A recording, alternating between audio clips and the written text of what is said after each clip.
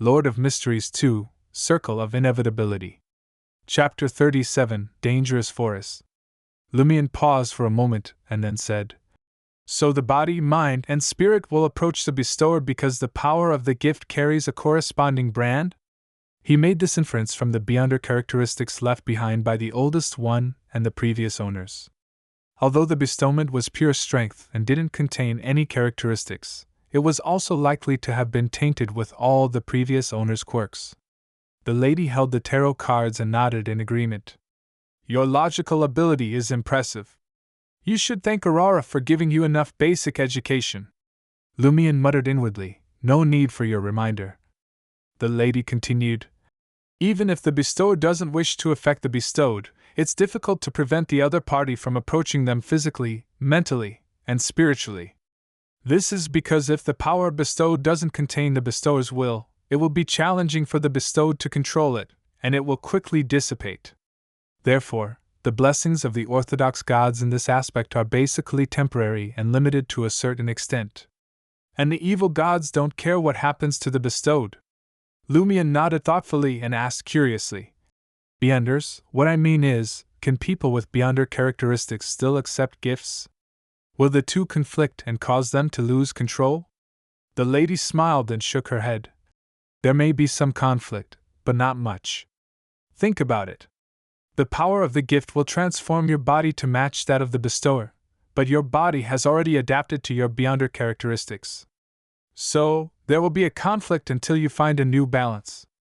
However, this conflict won't affect your mind or spirit, so you won't lose control unless you're on the brink of collapse.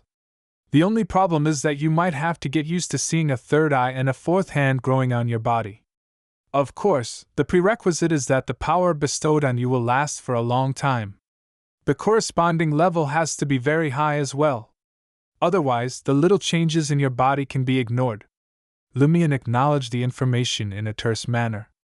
"What if the gift is from the same or a neighboring pathway?" he asked. The lady nodded. "It won't cause any conflict." She then chuckled. "But that doesn't mean there won't be physical changes." "What does this mean?" Lumion was confused and was about to ask for clarification when the lady interrupted him with a chuckle. "I thought you'd be more interested in the time loop after learning about circle inhabitants. It's surprising that you're paying attention to this knowledge that may not be useful to you in the future." "That's not like you." Lumion revealed a self-deprecating smile. "I wanted to ask if you could help us break the time loop," he said. "But then I remembered what you said before. You claimed that the price for resolving the corresponding problem would be the complete destruction of Cordu. Everyone would die. If I wanted to achieve a better outcome, I could only rely on myself. I didn't understand it at the time, but now I can guess the reason. If you want to break the cycle and you're not a circle inhabitant, the only way is to destroy everything?" The lady nodded in agreement. "That's correct." Lumion was confused and asked, "Then why didn't you make it clear before? It's not like it's something that would lead to destruction." Or was this lady used to speaking in a half-concealed manner? The lady immediately laughed. "Would you have believed me if I had told you that the whole village was caught up in a time loop?" Lumion thought about it for a moment and replied, "Probably not." It was difficult to believe such an absurd story without experiencing it firsthand. The lady smiled and said, "That's why I didn't make it clear. I didn't want to spend a lot of time explaining it to you." Lumion fell silent for a moment before seizing the opportunity to ask, "Do you know what the key is to breaking this cycle? In what direction should I focus my efforts?" The lady shook her head. "Divination on certain matters is very dangerous here." "Huh!" Lumion was confused. The woman could only add, "If I knew the key, I would tell you," the lady said. "The sooner I solve this, the sooner I can end this journey." She sighed. "When can I have a work-free vacation?" "Work?" Lumion couldn't obtain any inspiration from the mysterious lady, so he probed. "If the padre isn't killed, will time stop repeating itself?" "No," the lady replied accurately. "There are many trigger points in the loop, including time reaching the 12th night. You can figure out the rest yourself." 12th night. There's still quite a bit of time to investigate. Lumian thought for a moment and said, Because I triggered the specialness in my body, I can maintain my memories and beyonder characteristics every time I loop, right? Seeing the lady nod, he further asked. So, as long as I'm alive and continue to investigate, I'll be able to find the key to end everything sooner or later? This was an application of the exhaustive method that Aurora had mentioned. In theory, that's right. The woman's emotive eyes, which puzzled Lumian couldn't put his finger on, surfaced again. But you should have realized that only Cordu and the surrounding area are in a time loop. Time is passing normally in the outside world, and the date is completely different from Cordus. The three investigators will send telegrams to describe their situation and the village, and the officials will sense the abnormality here once they mention the date. Even if the investigators fail to send a telegram before the cycle restarts or they don't mention the date, as time passes, the officials will discover the problem.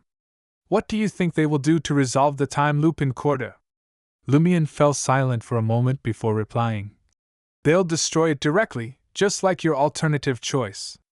The lady nodded with mixed emotions. That can effectively prevent the abnormality from spreading and affecting others, she said. If you have the chance to go to the Sonia Sea in the future, you can ask about Bansi Harbor. It was destroyed by the Church of Storms due to some kind of corruption. No one escaped. Lumian felt a renewed determination to find the key point of the loop on his own. He mocked himself, saying, Looks like I don't have much time left. He knew he only had 3 or 4 more cycles, and he couldn't have it loop to the 12th night every time. The lady stood up and calmly said, At least you still have a chance. Some people don't even have that. After leaving Old Tavern, Lumian stood on the road and looked at the few pedestrians and houses around him. Everything in Corda village seemed normal on the surface. The villagers had the same emotions as people everywhere, joy and anger, desire and longing. However, beneath the peaceful and noisy facade, this village hid an unimaginable horror. Everyone here had fallen into a loop and lived the same few days over and over again. Aside from a few people like Padre Guillaume Benet, Shepherd Pierre Berry, Pons Benet, and Ava Lizier, Lumian was temporarily unable to determine who was innocent. He wasn't even 100% sure that Raymond Gregg, who was usually rather dim and unscheming, was fine. The Padre's superpower may have influenced the lad's strange behavior at the end of Lent, instead of them having issues beforehand. For a moment, Lumian felt that Corda was like a primitive forest, rife with unseen dangers. He couldn't tell who was the prey and who was the hunter. Caution and patience were most important to survive in such an environment. Ability, courage, wisdom, and experience had to take a backseat. This was somewhat similar to his vagrant days, yet clearly different. As these thoughts surfaced, he felt the hunter potion showing signs of digestion. This is the first step of the acting method? That's pretty fast. I thought it would take a month or 2 to start. He became excited at the possibility of digesting the hunter potion. Can I digest the hunter potion in 1 or 2 cycles?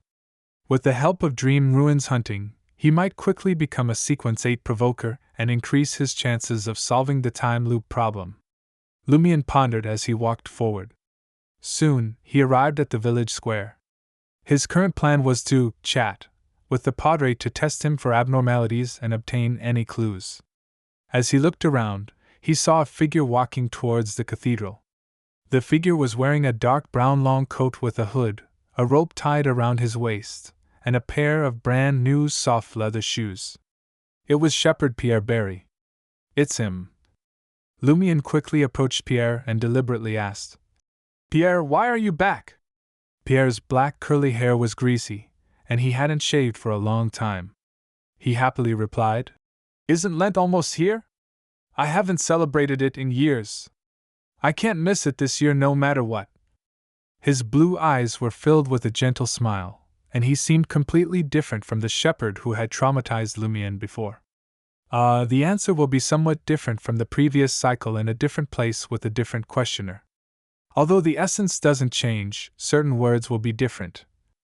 Lumian listened carefully and looked at Pierre's new shoes before asking, Did you make it rich? Not really. I can only say that my current boss is not too shabby. He gave me quite a bit of things. Drinks are on me tonight. Pierre's joy was evident. All right. Lumian agreed and pointed at the cathedral. Are you going to pray? Pierre sighed and said, Yes, it's been too long since I prayed to God in a cathedral. Though the sentence didn't seem significant, the more Lumian listened, the more he sensed that something was off. Shepherds weren't entirely isolated from human settlements. Numerous villages were scattered around the plains and pastures. High mountain meadows might be desolate, but shepherds would occasionally descend the mountain to resupply. How could he not find a cathedral? Indeed, if Pierre Berry had ventured to Feyenopotter or Lemberg, locating the Cathedral of the Eternal Blazing Sun would be a fruitless endeavor. However, Lumian couldn't shake the feeling that there was something amiss in every word Pierre Berry uttered. Instead, Pierre Berry inquired, Are you headed to the cathedral as well? No, Lumian replied, shaking his head. I thought there'd be people chatting in the square, but it was empty. He then waved his hand. I'm going home. See you tonight, Pierre Berry responded, waving back. After watching the shepherd head towards the cathedral, Lumian made his way back to the village. He decided against having a chat with the padre. His next destination, the home of shepherd Pierre Berry,